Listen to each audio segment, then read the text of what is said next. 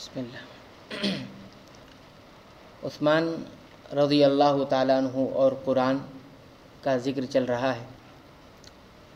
اللہ تعالیٰ نے عبد اور عبودیت یعنی بندہ اور بندگی کے مضمون کو اچھی طرح قرآن کریم میں بیان کر دیا ہے، اور کائنات سے متعلق آپ کا نظریہ ان ارشادات الہیہ سے ماخوذ تھا۔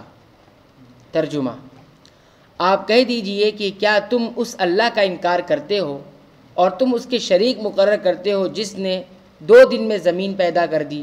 سارے جہانوں کا پروردگار وہی ہے، اور اس نے زمین میں اس کے اوپر سے پہاڑ گاڑ دیے اور اس میں برکت رکھ دی، اور اس میں رہنے والوں کی غذاؤں کی تجویز بھی اسی میں کر دی، صرف 4 دن میں ضرورت مندوں کے لیے یکساں طور پر۔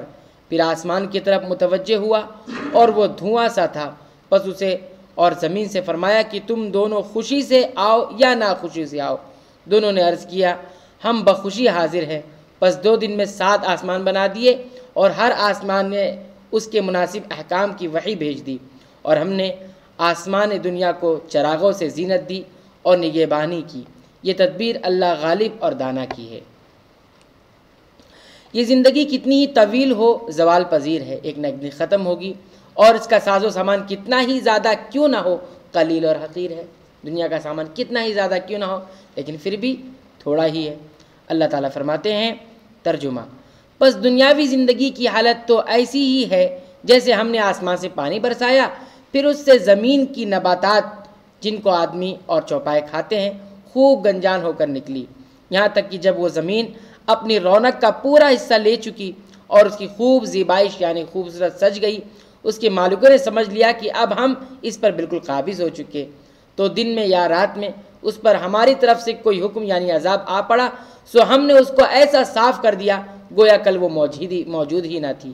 ہم اسی طرح آیات کو صاف صاف بیان کرتے ہیں ایسے لوگوں کے لیے جو سوچتے ہیں۔ اور جنت سے متعلق آپ کا نظریہ آیات قرآنی سے مستفاد تھا، یعنی آیات قرآنی سے نکلا ہوا تھا۔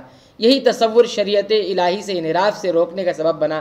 چنانچہ سیرت عثمانی کا مطالعہ کرنے والے کو آپ کی سیرت میں اللہ تعالیٰ کے حضور پیشی کے فہم میں گہرا استیعاب اور عذاب الہی کا شدید خوف نمایاں نظر آئے گا۔ آئندہ صفحات میں انشاءاللہ یہ تفصیلات ہم ملاحظہ کریں گے۔ قضاء و قدر کے مفہوم کو کتاب اللہ یعنی اللہ کی کتاب اور تعلیم نبوی سے حاصل کیا تھا۔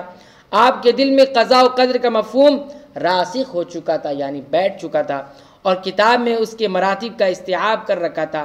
انہیں اس بات کا پختہ یقین تھا کہ اللہ کا علم ہر چیز کو محیط ہے۔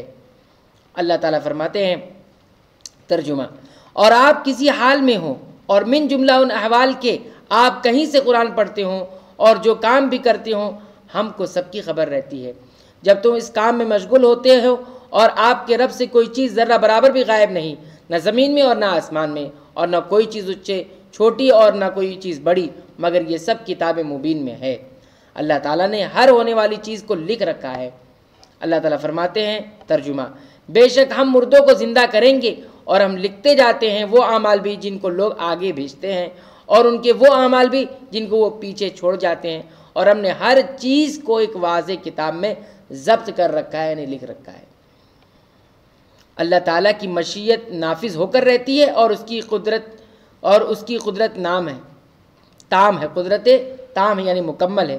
اللہ تعالیٰ فرماتے ہیں، ترجمہ: اور کیا یہ لوگ زمین میں چلے پھرے نہیں کہ جن میں یہ دیکھتے بھالتے کہ جو لوگ ان سے پہلے گزرے ہیں ان کا انجام کیا ہوا، حالانکہ وہ قوت میں ان سے بڑے ہوئے تھے، اور اللہ ایسا نہیں ہے کہ کوئی چیز اس کو ہرا دے، نہ آسمانوں میں اور نہ زمین میں، وہ بڑے علم والا قدرت والا ہے۔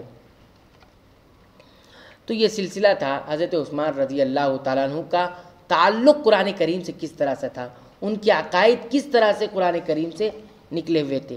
مزید اور بھی باتیں اس سلسلے میں لکھی ہوئی ہیں، انشاءاللہ ہم آئندہ درس میں دیکھیں گے۔